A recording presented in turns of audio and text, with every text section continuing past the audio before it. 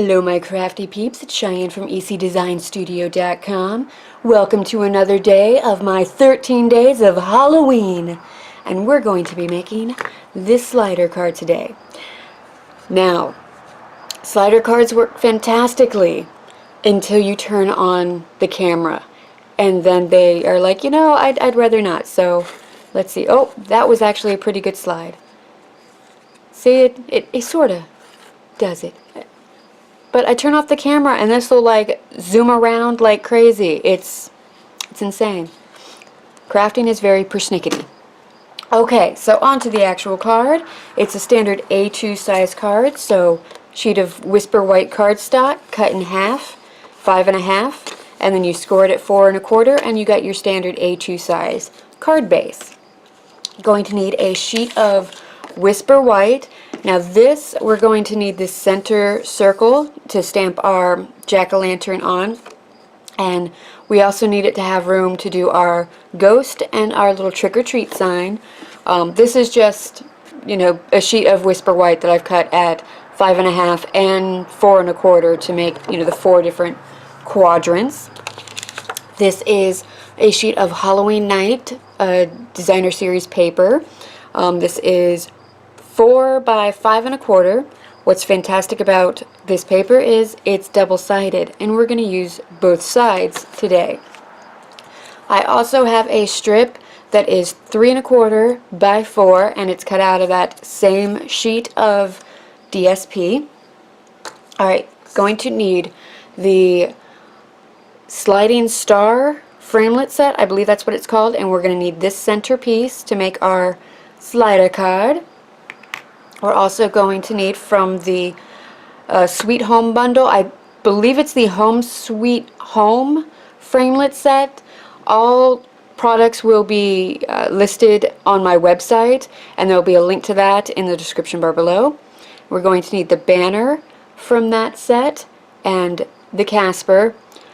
Mr. Casper went missing on me earlier. I tore my room apart, and it turns out it was stuck to the back of a piece of paper. Last place I looked. So when you're working with the smaller pieces, make sure you know where they are, like keep an eye on them. We're also going to need 2 pennies for the slider part of the card.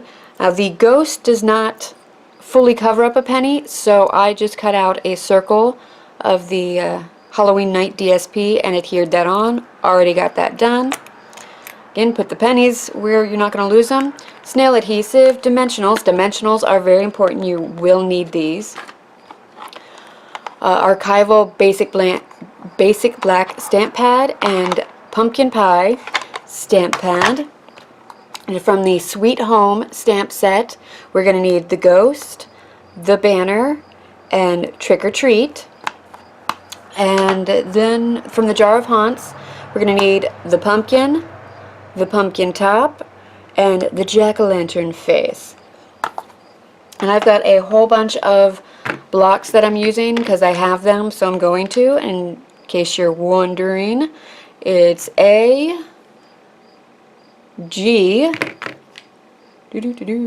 C, B, and D.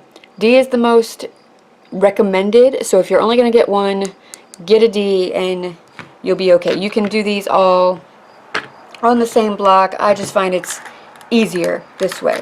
Alright, and to color in our pumpkin, and the holiday catalog, you can get this duo, which is pumpkin pie and old olive. So if you're wanting to try out the Stampin' Up markers, it's a good way to try it out. Instead of getting like the entire set of markers. So yeah, pumpkin pie, old olive. There's also 2 others that you can get from the holiday catalog, and it is real red and crumb cake and cherry cobbler and garden green, more for, you know, the Christmas sweets. Alright, we're also going to use soft suede and peekaboo peach to finish coloring in the pumpkin. I'm loving Peekaboo Peach to lay down that base color for all the pumpkins that I've been doing for Halloween. And the Peekaboo Peach is part of the latest in colors. I believe it's 2016 to 2018. Alright, let's get started. Enough of all that. So these are the pieces that I'm going to need to use with my Big Shot. I'm just going to kind of arrange it so I can think. Okay. We're going to stamp our ghost in Archival Basic Black. I also like to stamp my ghost in the Smoky Slate, but I really wanted this one to stand out instead of kind of have that ghostly fade in. So, got that stamped. I've got my Stampin' Mist and Stampin' Scrub off to the side to do quick cleans. Oh, my stamps. Alright, now we've got, pop that down. Our banner, which I'm going to stamp in pumpkin. Whoa! Wow, I've never had that happen before. We are full of excitement today. Full of it. Alright, you know what? I'll fix that later. It's a matter of popping it back in. Alright. Let's come right over here. There we go. We got our banner. And we've got our Trick or Treat. Stamp that in Basic Black.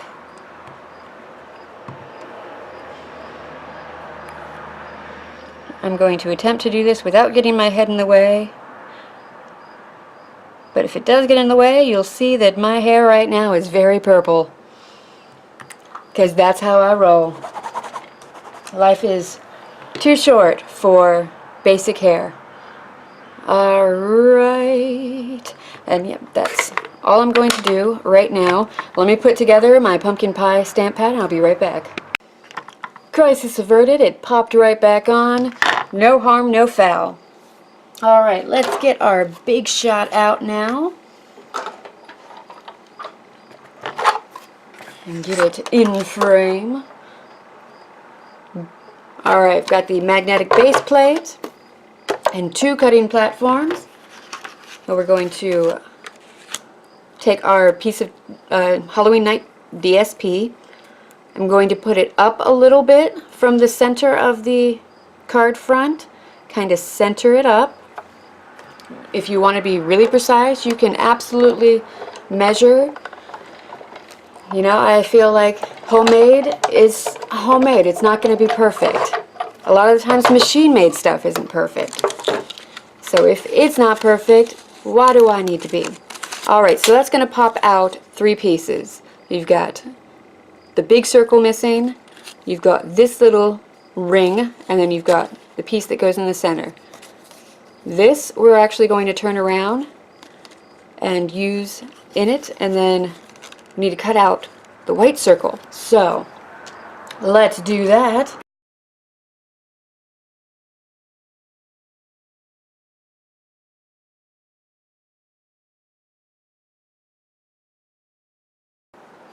Alright, so we've got all of our pieces now cut out from the Big Shot. Went ahead, cut out Casper and the banner.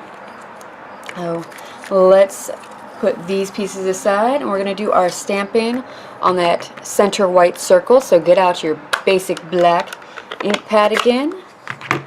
We're going to ink up our pumpkin.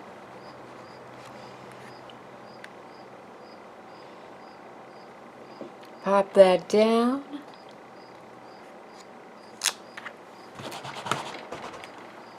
And then ink up the stem and the leaves.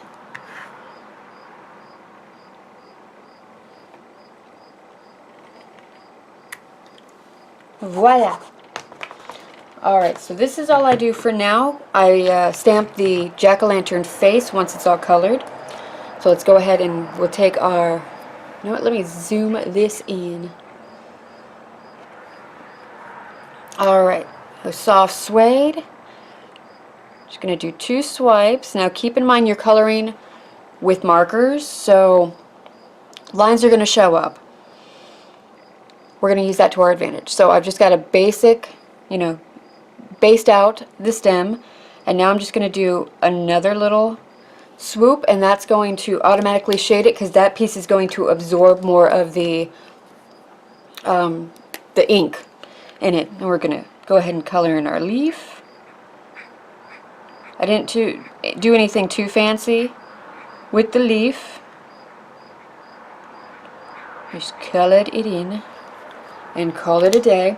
Alright, now here's my tips for blending with these markers. So I'm just going to color in with Peekaboo Peach, and I'm kind of doing it in a curve, kind of following the arc of the side of the pumpkin. And you can see it's going to add some lines. So it's adding some texture. Keep that Peekaboo Peach close by. Now we're going to take our pumpkin pie, and anywhere it would be shaded, go ahead and draw the little line of the pumpkin pie, because this is going to be our shading. And kind of do like flicks. Flicking is something you have to practice.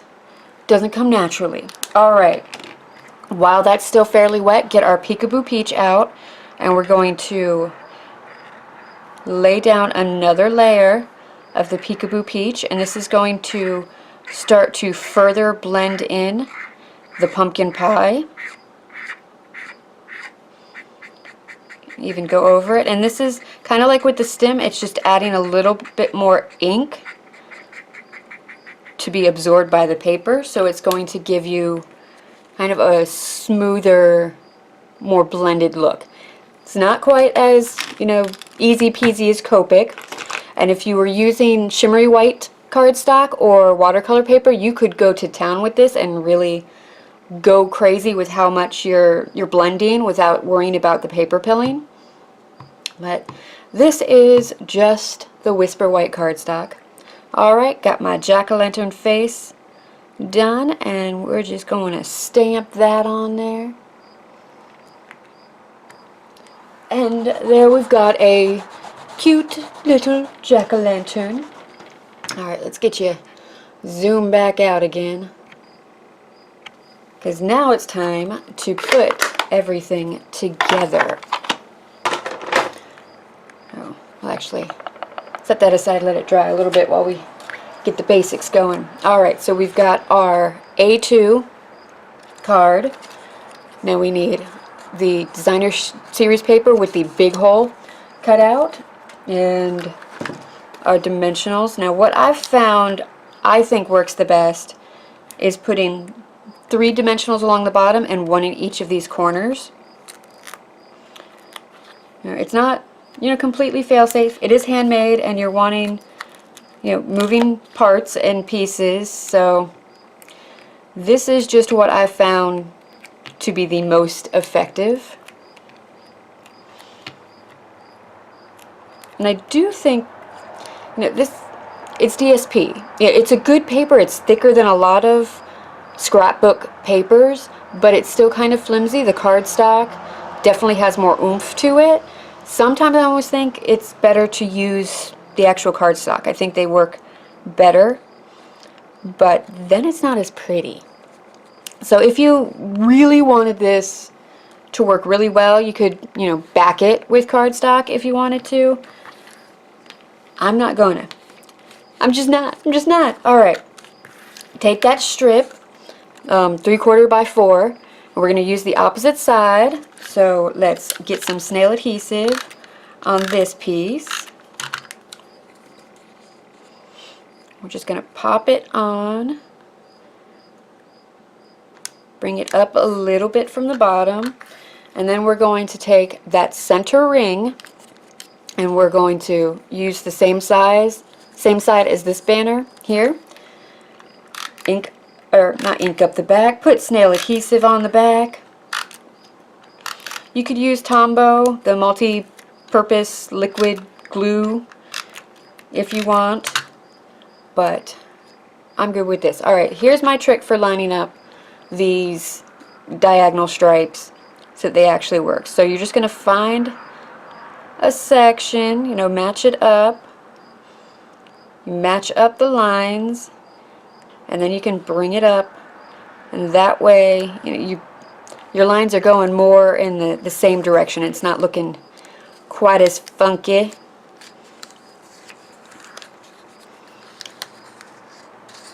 Oh, alright, so there's that piece. Alright, let's bring in our jack-o'-lantern.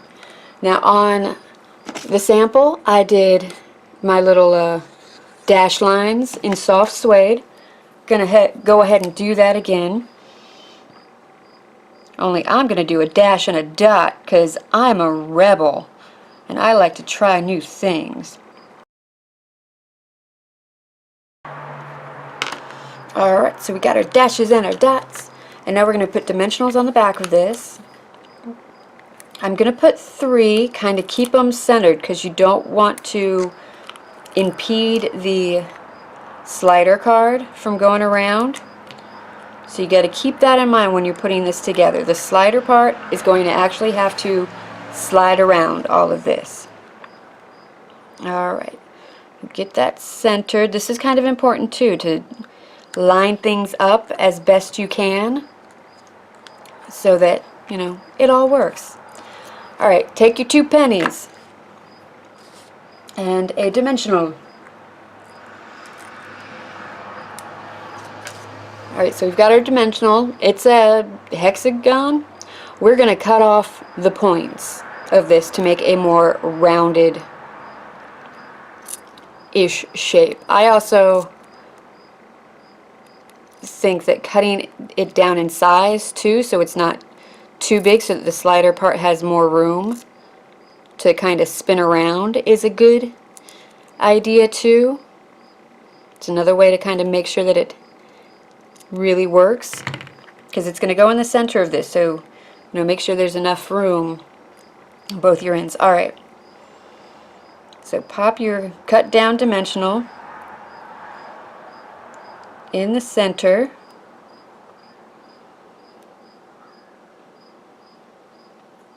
Again, with this, you know, the better you line things up, the easier it's going to work.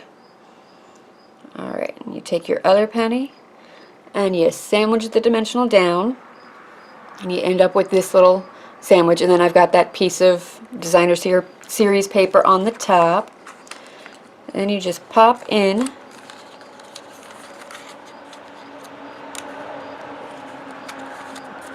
pop it in like that, and this is where you can kind of test it to make sure it works. You see, it works beautifully like this, but then I'm going to put it all together and it's going to be like, nah, that's alright. Alright, let's get another dimensional on the back of the ghost and pop him right on top of that penny slider. And then alright, these are the edges of the dimensional sheet, and I just kind of cut them down. So we're going to use one of these pieces. It's, you know, roughly half of a dimensional, and we're going to pop it on the back of the banner. We're going to pop that down over here, and I'm going to have it, you know, overlap on both of them so it's not fully on one or the other. And there we go. That is our dimensional, our slider card, all done. See, I told you it was going fine. You saw it, and then now there we go. Woo, super fun. You can embellish the inside if you want. But there we have our 2 fun jack-o'-lantern slider cards. Thank you so much for watching. If you liked what you saw, please remember to like and subscribe. A full list of products will be on my website. There's a link in the description bar below. Again, thank you so much for watching. Happy creating, happy crafting, and happy Halloween.